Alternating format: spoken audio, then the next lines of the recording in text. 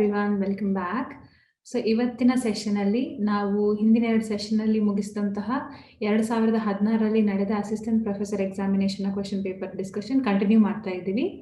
So ಇಲ್ಲಿವರೆಗೆ 40 questions ನ already discuss ಮಾಡಿದ್ದೀನಿ. ಸೊ 2 ವಿಡಿಯೋಸ್ ಇವೆ, ನೀವು ನೋಡಿಲ್ಲ ಅಂದ್ರೆ ಪ್ಲೀಸ್ ಅದನ್ನ ನೋಡಿ ಒಂದ್ಸಲ, ಯಾಕಂದ್ರೆ ಅದರಲ್ಲಿ ಕ್ವೆಶನ್ ಆನ್ಸರ್ ಜೊತೆಗೆ ಏನೆಲ್ಲ ಕಾನ್ಸೆಪ್ಟ್ ಬಿಹೈಂಡ್ ದೋಸ್ ಆನ್ಸರ್ಸ್ ಕೂಡ ಡಿಸ್ಕಸ್ ಮಾಡಿದ್ದೀನಿ. So let's continue. ಇವತ್ತಿನ ಕ್ವೆಶನ್ ಬಂದ್ಬಿಟ್ಟು 40th one. So this question was already asked in UGC NET June 2011 also.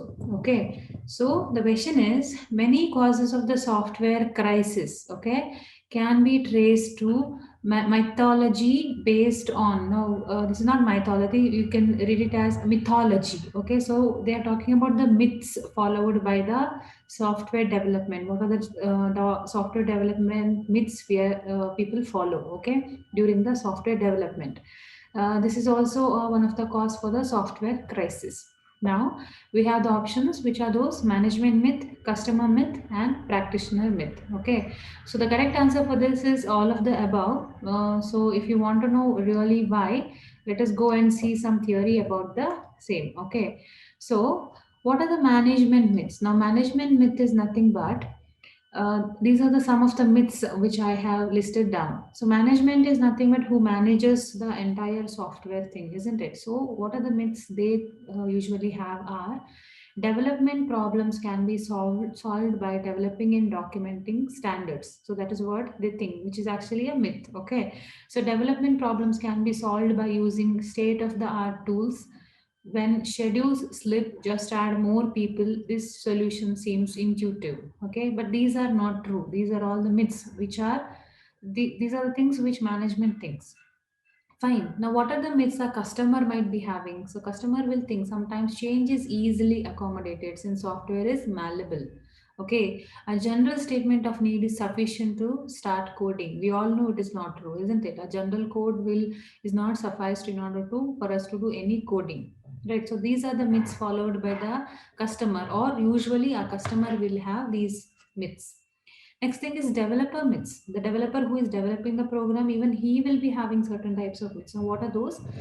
See, the job is done when the code is delivered. Is it so? It's not, isn't it? The job is not done when it is delivered. There might be further certain requirements, or there may be updation required. Now, project success depends solely on the quality of the delivered program. No, not delivered program. Previously also they might be having certain quality related things which we can follow, right? You can't assess software quality until the program is running. Now this is also not true. So these are some of the myths which developer will have, customer will have, and management myths.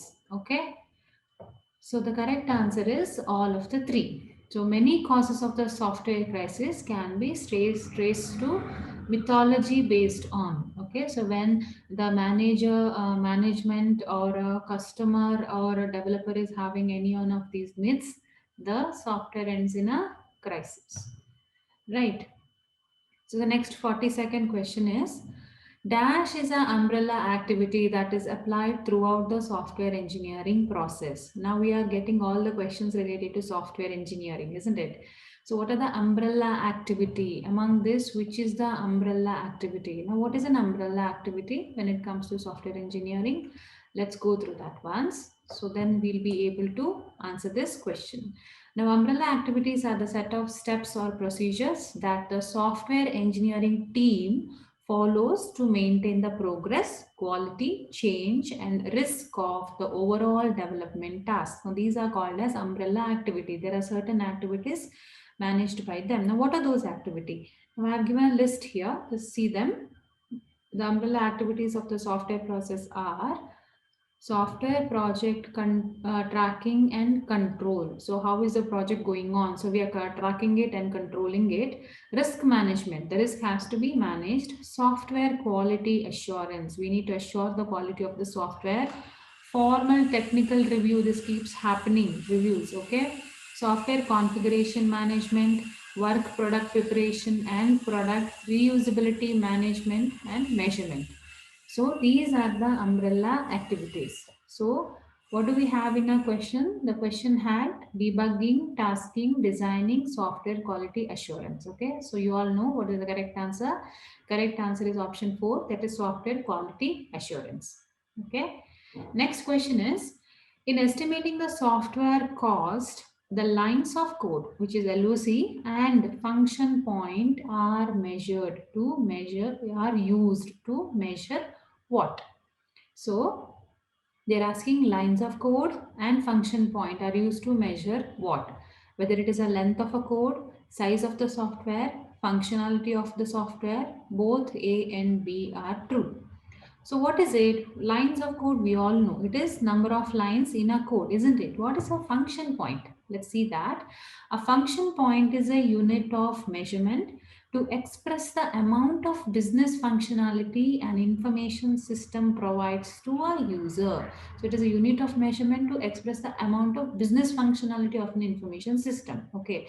So function points are used to compute a functional size measurement of a software. So functional size measurement. So here also it is size, and LOC is also size. And line of code is used to know the absolute size of the software. So both are measuring somewhat like a what is that, size of the software, isn't it? So the correct answer is B, which is size of the software. So always remember, lines of code and function point, they measure, you are used to measure the size of the software. So when we know the size of the software, with that we can estimate a cost of the software. Okay. So the next question is, what is the equivalence partitioning method that divides the input domain of a program, okay, into classes of data from which task case can be derived? Okay, so what they are doing, dividing the input domain of a program. So there is an input given to the program, and that domain has been divided into classes of data from which task case can be divided. Now this particular type happens whether it happens in white box testing, black box testing, orthogonal array testing, and stress testing. So before we answer this, we should know all the meaning of each of the testing, isn't it? So let's see that. Now, what is a white box testing? A white box testing is a software testing technique in which internal structure, design, and coding of the software are tested. So it is internal structure is tested. Okay, internal structure and design are tested to verify the flow of input, output, and to improve design, usability and security. In white box testing, code is visible to the testers. So it is also called as clear box testing, open box testing, transparent box testing. So you should know, in white box testing, we know how exactly the code works inside, isn't it? So what happens in black box testing then? It is a software testing method in which the functionality of the software applications are tested without having knowledge of the internal code structure. So we don't know exactly what is happening inside, what is the code, okay? So implementation details and internal parts. So we have no idea about all these things, right? Now, black box texting mainly focuses on input and output of software application. So we are mainly seeing what the input we are giving and what is output we are getting. So what is happening here? We are doing test cases, isn't it? So it is entirely based on the software requirement and specification. It is also known as behavioral testing, right? Now, what is an orthogonal array testing? It is also a black box testing technique that is a systematic statistical way of software testing. It is used when the number of inputs to the system is relatively small. So this particular one we are using when the input is very small, okay, but too large to allow for exhaustive testing of every possible input to the system. Okay, next is stress test testing, sometimes called as torture testing. Okay, this is a form of deliberately intense or thorough testing used to determine the stability of a given system, critical infrastructure, or entity. Sometimes we say that certain server has broken down or something like that, isn't it? So these type of testings are used, especially what they are doing, they are testing it thoroughly or intensely to determine the stability of a given system. Okay, so just to check if they are stable. Okay, So from all this definition, what is clear for us is that when it comes to black box texting, we don't know what is happening inside. Okay, so we always use various types of input and we check what is the output, and depending upon that, we do test cases and we decide, isn't it? So this is somewhat matching our question. So what was the question? What is the equivalence partitioning method that divides the input domain of a program into classes of the data from which the task case can be derived? So this is what we do in case of black box texting. Okay, I hope this is clear. Next question is, in a function oriented design, cohesion and coupling are minimized, cohesion and coupling are maximized, cohesion minimized and couplings are maximized, cohesion maximized and couplings are minimized. This I had discussed something like this in the previous something similar question we had got, isn't it? There I had discussed in detail. So we all know that cohesion always should be maximum and coupling always should be minimum. Now what is a cohesion meaning? Cohesion meaning the relation between the datas within a function, that has to be maximum, means similar type of related data has to be there in the function, but their dependency on each other, that is called as coupling, should be less, especially dependency of them on the other function or something like that should be always minimum. So remember, cohesion should be always maximum and coupling should be always minimum. Okay. So the 46th question is, this was asked in UGC NET June 2013 also. A process model that removes defects before they can precipitate serious hazards is. Now we have incremental model, we have spiral model, we have clean room software engineering and agile model.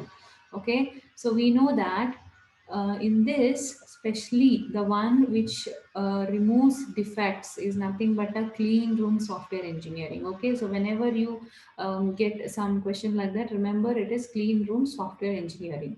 So let's see some theory regarding this. Okay, so I have explained the definition or little bit explanation about each model here.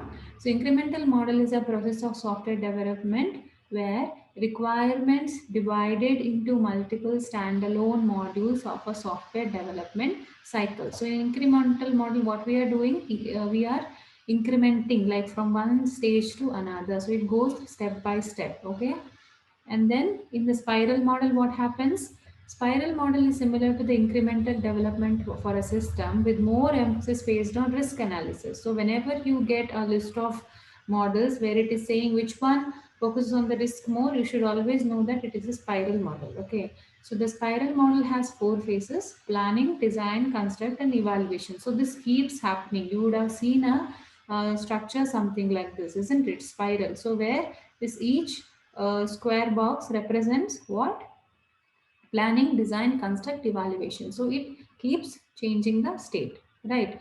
A software project repeatedly passes through these phases or in iteration. So that is what I said. It repeatedly passes through these iterations. Third one is a clean room software engineering. It is also called as CSE. It's a process model that removes defects before they can precipitate serious hazards. Okay, so it is a team-oriented, theory-based software. The fourth one was Agile SDLC model. It is a combination of iterative and incremental. Iterative is repeatedly, incremental is nothing but step by step. So it is a combination of both with the focus on process adaptability and customer satisfaction.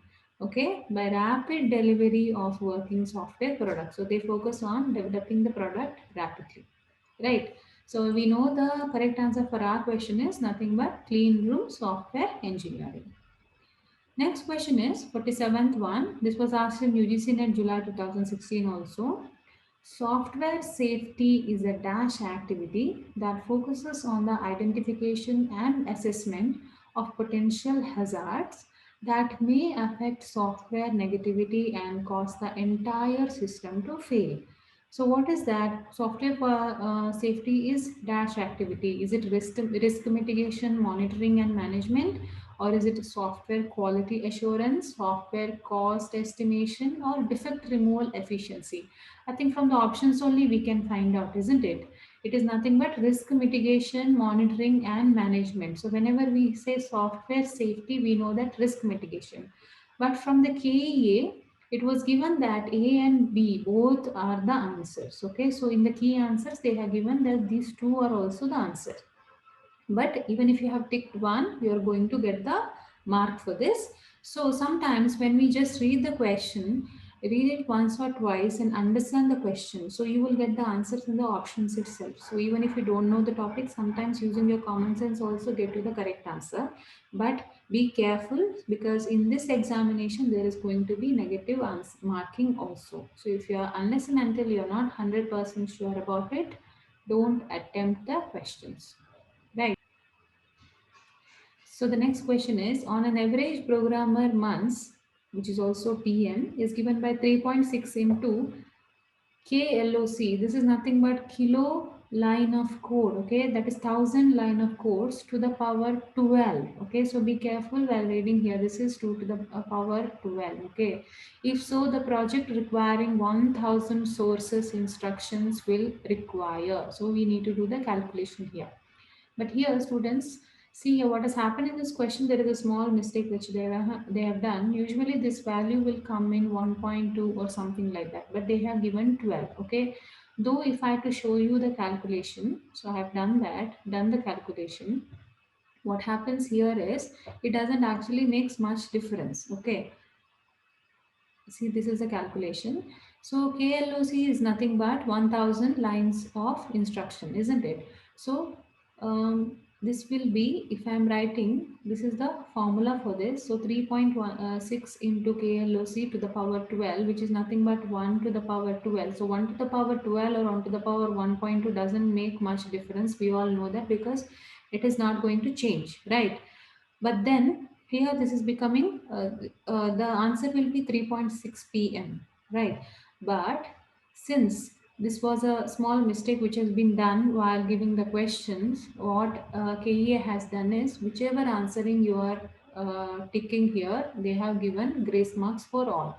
So if at all you have attempted this question, you would have got marks. Okay, if you don't attempt, you will not get it. But if you have attempted, even if your answer is wrong, because since the question itself, there is a mistake in the question, there is not going to be negative marking for this. Okay, so everybody, whoever has attended, is going to get the mark.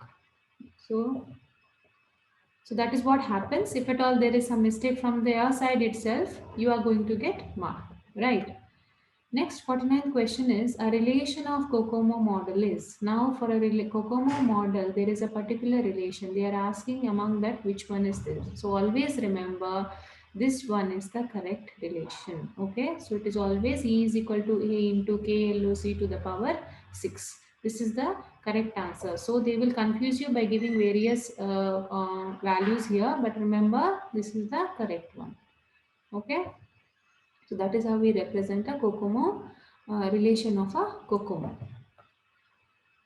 So see here, to determine the initial effort. So this formula is particularly of effort. E in person, months. The equation used is of the type is shown below. That is, E is equal to A into KDLOC to the power B. The value of the constant A and B are dependent upon the project type. There is a chart where A and B values are given. Okay, so that you need to learn by heart in order to calculate this, because sometimes they will also give a question regarding COCOMO model where you need to do certain small calculations. Okay, so this model is used for calculating the cost estimation and the program size of a developed product or software. Effort applied is equal to A into KDL to the power 6 equation is used to calculate the efforts applied to the software. So option A is the correct answer. Okay. Next, if the number of condition in a decision table is n, then the maximum number of rules or column possible is. So always remember, whenever we have the number of condition in a decision table is n, then we will always calculate the maximum number of column using 2 to the power n. Okay, so 2 to the power n is the correct answer. So see here, a decision table is a tabular representation of inputs versus rules or cases or test conditions. So these outputs we will call it as rules, cases or test condition. It is a very effective tool used for both software testing and requirements management, right? If a number of condition in a decision table is n, then the maximum number of rules possible is calculated as 2 to the power n. You need to remember this. Fine. So the correct answer is C. Next, let's go to question number 51. This was asked in GATE 1997. For a database relation R with ABCD, where the domain of ABCD include only the atomic values, the functional dependencies are given by this. A gives C and B gives T, holds in the following relation in. Now what is this this particular relationship is in? Is it 1NF not in 2NF? Is it 2NF not in 3NF? Is it 3NF and 1F NF? Now whenever we have a given dependency, how do we know whether they are in first normal form, second normal form, third normal form or BCNF? How do we know? Okay, now see here, what was the question? A goes to C and B goes to D, isn't it? So A goes to C and B goes to D. Now here, candidate key of the above relation is AB. And how is that? Because we have A goes to C here. So if you're considering only A, what is the closure of this A? From A, we will get A and C. So A alone cannot determine, isn't it? What is the closure of B? B closure is B and D. No, even this cannot. But A and B together can, when we find out the closure, from AB we will get AB and also we will get C and D. So we are able to determine all the variables, isn't it? That's why AD is the candidate key, right? Now A and B is partial attribute, part of the candidate key. So when we take it separately, A and B, they are part of the key, isn't it? That's why given FT is partially dependent. So what is happening here? We have two dependencies. A is giving C and B is giving D. But since whenever A is giving C, this is partial dependency. Why? Because this is a part of a key. A is a part of our candidate key. What is the rule for 2NF? Both of them should be able to find out, isn't it?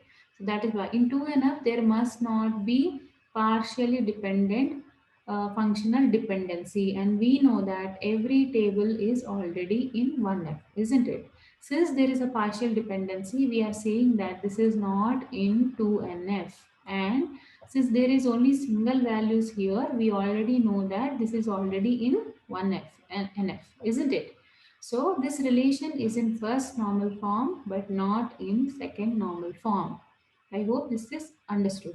Because there is a partial dependency, this particular relation is not in 2NF. Okay. So this is in 1NF. So answer is 1NF, not in 2NF. We are not checking for 3NF. You all know why, because if it is not in 2NF, it cannot be in 3NF, isn't it?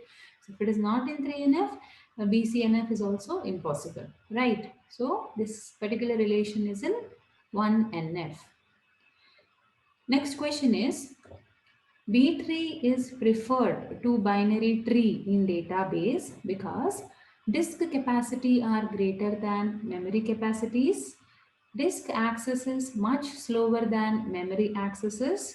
Disk data transfer rates are much less than memory data transfer rate. Disks are more reliable than memory. So why are we using B tree? What are the reason? Which reason is that we are using B tree in than binary tree in databases? So what is it? Let's go ahead and see. Okay. So disk access is slow. We know that disk access is slow compared to main memory access, isn't it? So BT provides such search in less number of disk hits. Okay, if you have learned B-tree, you know that that is a advantage of B-tree, that it can search in less number of disk hits, isn't it? So This is primarily because unlike binary search tree, B tree have high fan out. Fan out is nothing but number of pointers to child nodes in a node. Okay, typically on the order of 100 or more. Okay, so number of child nodes are more than 100, but when it comes to binary search tree, how many are there? There are only two. So since they are having so many nodes, they can have very high they are very good at having less number of hits. Okay, I hope you're understanding. They have, since they have many number of childs or fan outs, they can search in a very much better way than the binary trees. Okay, now because of these high fan outs, it reduces the number of input output operation required to find the element in the tree, right? So that is the reason we are preferring B tree over binary tree. So disk access is much lower than the memory access. This is the reason. It is not the capacity, it is not the data transfer, it is not the reliability, but because of the access. So the very key point here is access. Okay, so that you need to remember. Next thing is, next question is, which of the following is true? Okay, a relation in BCNF is always in 3NF. A relation is 3CNF is always in BCNF. The BCNF and I think this is 3NF. A relation in 3NF is always BCNF. BCNF and 3NF are same. A relation in BCNF is not in 3NF. Now, which one is true here? Now, in order to understand this particular question, you should know or you should learn this particular picture which I am showing, image. Okay. Now, with this image, at least one question will be there and you will be able to solve it if you understand this. First thing, always know that any relation which is in 1NF, okay, need not be in 2NF. But if it is in 2NF, if it is here, this also means that it is has to be in 1NF. It is similar to saying I am in Bangalore, then I am saying I am in Karnataka, then I am saying I am in India, isn't it? Then I am saying I am in Asia, okay? And then what do we have? Earth. I'm saying I am in Earth. So this is similar. So when I say Earth, this is nothing but 1NF. When I say Asia, this is nothing but 2NF. When I say India, this is 3NF. Okay, you can understand in this way. Okay, I have something extra here. So, okay. So I will not, I'll remove this Bangalore. Let's say Karnataka. So this is BCNF. Okay. So if at all I am in Earth, it is not necessary that I am in Asia. I can be in Africa. I can be in Australia, isn't it? So when you are in 1NF, you need not be in 2NF. Similarly, if I am in Asia, in order to be in Asia, I have to be in Earth, on Earth. Only then I can be in Asia, isn't it? So to be in 2NF, it has to satisfy 1NF. Only then you can go to 2NF. Okay. Next, I'm saying I am in India. To be in India, I have to be in Asia, which I have to be on Earth, isn't it? So 3NF has to be satisfying these two conditions. If your relation is not satisfying 1NF and 2NF, then you cannot be in 3NF. Similarly, if you are in a BCNF, if you are here, then automatically all these three are satisfied. Okay, so that is how it is. You can remember this. Okay, so your state should be in interior and Earth should be exterior. Don't write it other way, then you will be all the more confused. Okay, so any relationship which is there in BCNF will be in 3NF and 2NF and 1NF. Okay, so what was our question? See here, it is asking a relation in BCNF is always 3NF. So remember that picture. So 3NF was here, BCNF was here. So what they're saying, a relation in BCNF is always in 3NF. That is right, isn't it? A relation in 3CNF is always in BCNF. Is it true? Not necessary. If my relation is over here, it is not in BCNF. It is outside BCNF, but still it is in 3NF, isn't it? Now BCNF and 3NF are same. Are they same? No. This is entirely different. As in, this is part, BCNF is part of 3NF, but they are not same, right? So this is also false. A relation in BCNF is not in 3NF. Is it possible? If for me to be here, I have to be within this, isn't it? Only then I can be here. So this is also false. The correct answer is A. Right? So let's see the next question. If in a tree, for every node, the height of its subtree and the right subtree differ almost by 1, then the tree is. Now here, you should remember that this is they are talking about differ by 1. Okay, so this happens in AVL tree because AVL tree will always have a difference of maximum 1. So whenever there is more than 1, it automatically balances itself. Okay, so the answer is AVL tree. Let's see an example here. Let me show this. See, an AVL tree, the heights of a two-child subtree of any node differ at most 1. Okay. If at any time they differ by more than 1, rebalancing is done to restore this property. So AVL, it is a property of a AVL tree that it will have a balanced subtrees, right? So see, for an example, I have 50 here. The right child is 70, but then the right child is again having a left child, but this side I have nothing, isn't it? So automatically this gets balanced. What happens here? A right rotation happens. Right rotation means what happens? This particular thing 60 will come, sorry, the right rotation will be, this one will move over here and this one will come down. Okay, so see here, the 50 is over here, 60 will come over here. So right rotation, this entire thing is getting shifted here, isn't it?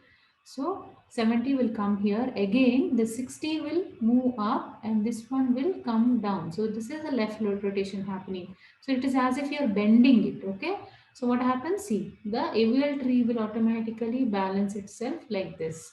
So what is happening here? We have one root node and we have two child. Okay. So this happens in AVL tree. So the correct answer for this question is AVL tree.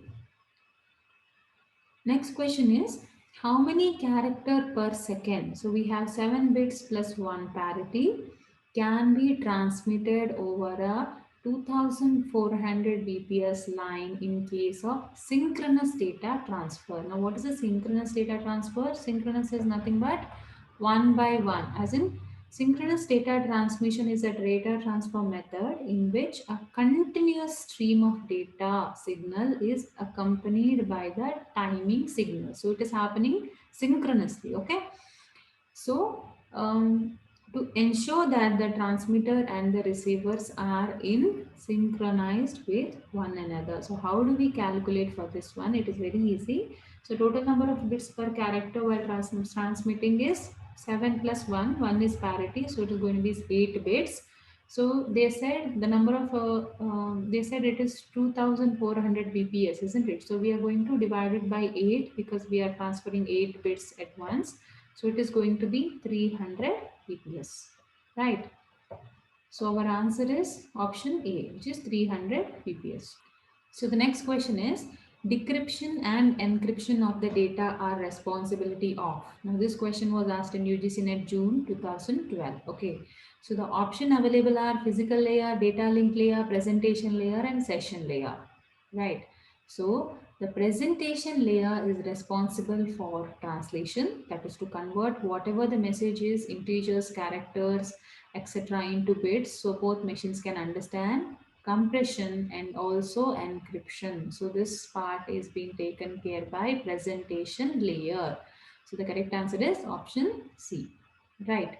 So next question is, which of the following are session layer checkpoints? Checkpoints of the session layer allow just the partition of the file to be resent, detect and recover errors, control and addition of headers, are involving in dialog control. So which is the checkpoints of the session layer? So see here, the first option was allow just a partition of a file to be resent. Now this is a responsibility of a application layer. Okay. Detect and recover errors is a responsibility of data link layer. control and addition of headers done by network layer and are involving in dialog control. Whenever you see something related to dialog control is always done by session layer. Okay. So session layer's checkpoint is are involved in dialog control. Fine. The 58th question is, what is the maximum size of data that application layer can pass on to the TCP layer? This question was asked in GATE 2008. Okay. So always remember, the application layer doesn't have a fixed size. Okay. It can transfer any size. So the correct answer is option A.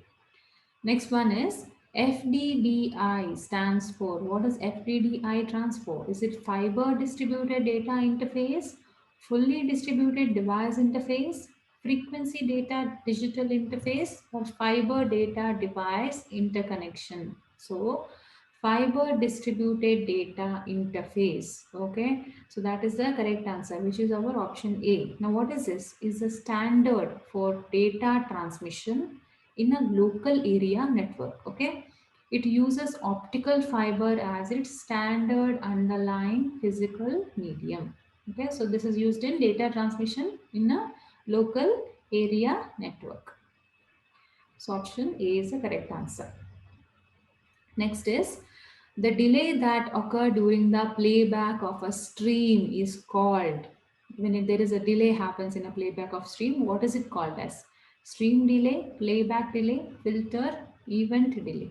Now actually this particular delay is called as jitter. Okay, so the delay seen in playing the multimedia file is also known as jitter, but this particular answer is not at all available in any of the option. So that is why this particular question was given a grace mark. So whichever option you have selected, you were given mark for this one. Okay, so sometimes mistake happens from their side. That time you will get, if at all you have attempted those questions, you will get grace mark. Fine. So that's all in today's session, students. I'll very soon come up with, I'll try to complete this question paper as soon as possible so that it helps in your preparation. So as of now, thank you for watching.